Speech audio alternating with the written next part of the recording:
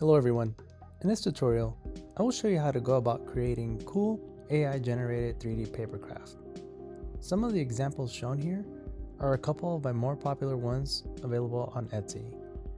In the future, you should be able to do this with other AI image generators, but for now, this is a good workaround. There are some simple basic steps you will need prior to entering a papercraft template into an app called Photoleap.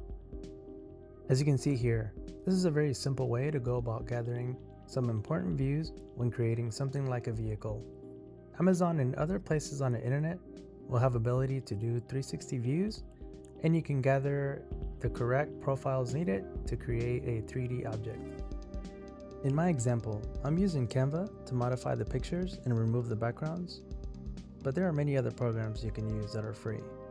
Obviously, in this example, I'm quickly positioning different views, but in your case, you may want to spend a good amount of time making it perfect.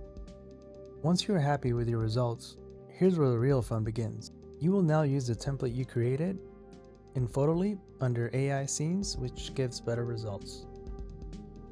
Photoleap allows you to use specific scenes that are fun, but you can also use a custom prompt to create a very unique object.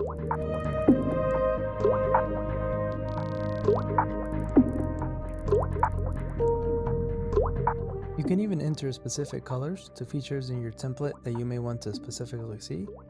As an example, like color of wheels, color of windows, or type of faces in case some of your objects will have faces.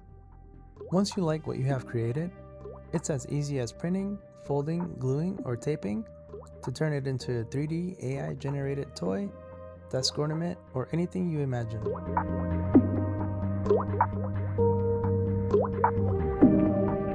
If you are making this as a professional type product, you can add cut lines and fold lines to help the user know how to cut and where to bend.